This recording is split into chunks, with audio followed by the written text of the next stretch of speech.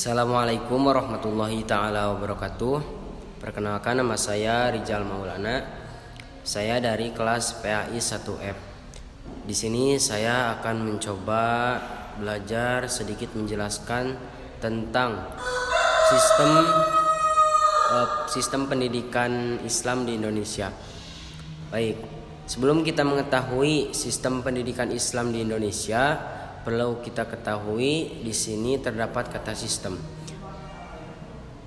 Langsung saja, di sini kata sistem berasal dari kata Yunani atau bahasa Yunani Latin, yaitu sistema, yang berarti suatu keseluruhan atau kesatuan yang tersusun dari beberapa komponen atau dari beberapa elemen yang dihubungkan bersama untuk mendapatkan suatu informasi, materi, bahkan untuk mencapai tujuan bersama atau untuk mencapai satu tujuan.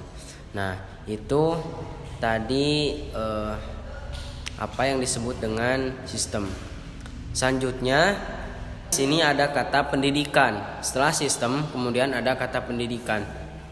Jadi, pendidikan di sini sering dikatakan dalam bahasa Arabnya yaitu tarbiyah, sering dikenal dengan tarbiyah atau asal katanya dari robba.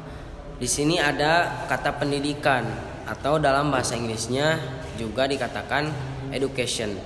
Jadi pendidikan di sini secara etimologi, jadi pendidikan yang berarti untuk mengasuh atau mendidik atau memelihara, bisa juga itu secara menurut etimologi atau secara bahasa. Sedangkan menurut Ki Hajar Dewantara, definisi pendidikan yaitu sebagai tuntutan di dalam hidup tumbuhnya anak-anak. Maksudnya, yang dimaksud dengan pendidikan adalah menuntun segala kekuatan kodrat yang ada pada anak-anak agar mereka sebagai manusia dan sebagai anggota masyarakat dapat mencapai keselamatan dan kebahagiaan yang setinggi-tingginya. Itu menurut pendidikan menurut Ki Hajar Dewantara. Apabila kita mengenal atau mendengar kata pendidikan, otomatis di dalamnya ada orang yang mendidik, orang yang dididik, dan kata kerjanya yaitu pendidikan. Jadi pendidikan itu kata kerjanya yang berasal dari kata didik. Nah, di dalam pendidikan itu ada yang dinamakan pendidik dan ada juga yang dinamakan yang dididik. Yang mendidik di sini berarti sering kita temui di sekolah-sekolah yaitu guru, kalau di pesantren yaitu ustadzah, banyak pokoknya. Kemudian murid yang dinamakan dengan orang yang dididiknya itu murid, atau dalam persekolahan disebut murid, siswa. Terus di perguruan tinggi disebut dengan mahasiswa, dan kemudian atau di pengajian di seperti pesantren itu disebutnya muta'alim. Jadi orang yang dididik gitu. Dan kita sudah mengenal tadi apa itu sistem, kemudian ada kata pendidikan. Di sini selanjutnya kata pendidikan dalam pandangan Islam. Jadi pendidikan dalam pandangan Islam itu bagaimana? Karena yang kita ingin bahas yaitu sistem pendidikan Islam di Indonesia. Sebelum kepada sistem pembahasan pendidikan Islam di Indonesia, di sini ada pendidikan dalam pandangan Islam. Dalam Islam, istilah pendidikan tadi sudah dikatakan yakni berasal dari kata bahasa Arab yaitu tarbiyah, yang berbeda dengan kata ta'lim yang berarti pengajaran atau teaching dalam bahasa Inggrisnya. Nah, kedua istilah tarbiyah dan ta'lim berbeda pula dengan istilah ta'dib yang berarti pembentukan tindakan atau tata krama yang sasarannya manusia, atau sering kita kenal dengan adab, yaitu makanya di pesantren-pesantren suka ada pelajaran akhlak. Nah, itu salah satunya contoh untuk menambah atau apa. Kemudian di sini ada komponen-komponen pendidikan atau yang kita bahas, yaitu komponen-komponen sistem pendidikan. Dari beberapa sumber yang dipelajari dapat disimpulkan bahwa terdapat 6 komponen yang digunakan dalam acuan penelitian ini. Yang pertama, di sini ada tujuan. Jelas, yang pertama itu ada tujuan, karena jangankan di dalam pendidikan, di dalam kehidupan juga kita sebagai manusia harus punya tujuan. Tujuan hidup kita untuk apa gitu. Kan ada dalam doa, jadi tujuan kita melainkan Rabbana atina fid dunya hasanah wa fil akhirati hasanah wa qina adzabannar. Nah, itu tujuan kita. Tapi di dalam pendidikan ini justru harus ada tujuan. Adanya pendidikan untuk apa? Misalkan. Nah, kemudian yang kedua ada siswa atau yang disebut dengan peserta didik. Kalau di perguruan tinggi itu dinamakan mahasiswa.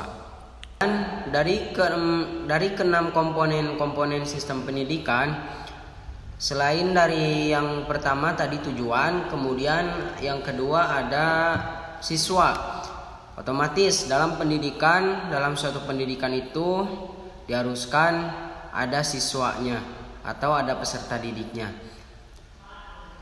Karena apa? Karena kalau di dalam suatu pendidikan tidak ada siswa ataupun peserta didiknya, maka suatu pendidikan tersebut tidak akan berjalan dengan baik atau dengan lancar. Begitu juga kalau ada pendidik kalau ada peserta didik tapi tidak ada pendidik, itu juga sama akan menghambat proses berjalannya pendidikan atau belajar mengajar di kelas.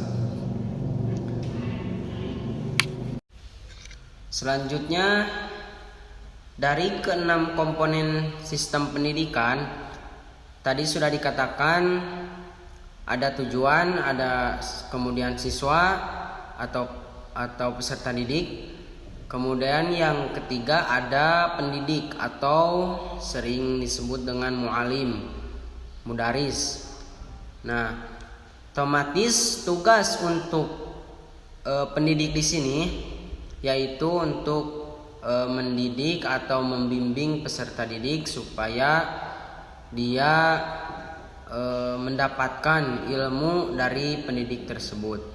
Nah, otomatis untuk beban untuk pendidik di sini harus menguasai atau dapat membaca karakter semua siswa yang ada di kelas.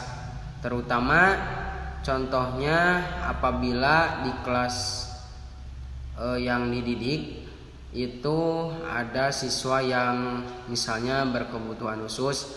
Nah, itu harus lebih diperhatikan untuk bisa mendapatkan ilmu seperti yang lainnya gitu. Nah, meskipun kita sudah mengetahui ada tujuan, kemudian ada siswa, kemudian ada pendidik. Nah, dalam suatu pendidikan tidak hanya cukup dengan begitu saja. Namun di dalam pendidikan tentunya harus ada yang keempat. Dari keenam komponen tersebut harus ada yang keempat, yaitu apa yang keempatnya? Yaitu isi atau materi yang disampaikan oleh pendidik. Jadi materi atau pelajaran yang disampaikan oleh pendidik ke peserta didik itu harus jelas. Itu jangan meragukan peserta didik. Jadi harus jelas pelajaran apa yang ingin kita sampaikan oleh kita ke peserta didik. Itu. Makanya di dalam suatu pelajaran atau materi itu ada yang dinamakan dengan silabus. Jadi silabus itu membantu untuk berjalannya pelajaran yang ingin disampaikan oleh pendidik. Kemudian yang terakhir dari keenam komponen pendidikan atau keenam komponen sistem pendidikan yaitu alat. Alat di mana di sini adalah sebagai penunjang atau pendukung suatu pendidikan supaya berjalan dengan lancar. Contohnya alat untuk pendidik atau alat untuk peserta didik. Nah, contohnya seperti buku, pulpen, pensil dan lain-lain. Contohnya untuk alat yang diperlukan oleh pengajar, papan tulis, spidol dan lain-lain sebagainya. Tetapi pada zaman sekarang itu biasanya menggunakan canggih atau menggunakan alat elektronik seperti handphone. Itu bisa membantu suatu pembelajaran dengan baik dan lancar. Dan yang terakhir dari keenam komponen pendidikan atau keenam komponen sistem pendidikan yaitu alat. Alat di mana di sini adalah sebagai penunjang atau pendukung suatu pendidikan supaya berjalan dengan lancar. Contohnya alat untuk pendidik atau alat untuk peserta didik. Nah, contohnya seperti buku, pulpen, pensil dan lain-lain. Contohnya untuk alat yang diperlukan oleh pengajar, papan tulis, spidol dan lain-lain sebagainya. Tetapi pada zaman sekarang itu biasanya menggunakan canggih atau menggunakan alat elektronik seperti handphone. Itu bisa membantu suatu pembelajaran dengan baik dan lancar. Seperti itu. Di dalam negara juga ada lembaga-lembaga yang khusus bertugas untuk berjalannya pendidikan Islam di Indonesia. Contohnya yang pertama itu ada Balai Hukama, di mana Balai Hukama ini merupakan lembaga ilmu pengetahuan tempat berkumpulnya para ulama, ahli pikir dan cendekiawan untuk membahas dan mengembangkan ilmu pengetahuannya. Selain itu ada juga Balai Jamaah Himpunan. Nah, di sini Balai Jamaah Himpunan Ulama di sini merupakan kelompok studi tempat di mana para ulama dan para sarjana yang berkumpul untuk bertukar informasi atau membahas persoalan pendidikan dan ilmu pendidikannya. Nah, untuk kesimpulannya, apabila kita ingin berjalan pendidikan, ingin berjalan dengan baik dan benar atau lancar, maka hal yang harus kita ketahui atau harus kita perhatikan itu yaitu komponen-komponen sistem pendidikan yang 6 tadi sudah disebutkan. Yaitu yang pertama ada tujuan, kemudian ada pendidik, kemudian ada siswa atau peserta didik, kemudian ada isi atau materi. Yang kelima itu ada situasi lingkungan, dan yang keenam ada alat pendidikan. Nah, sekian dari saya pemaparan tentang sistem pendidikan Islam di Indonesia. Mohon maaf bila banyak kesalahan atau kekurangan. Kebenarannya itu mutlak dari Allah dan kesalahannya itu dari kebodohan saya diri sendiri. Wallahul muwaffiq ila aqwamit thoriq. Wassalamualaikum warahmatullahi wabarakatuh.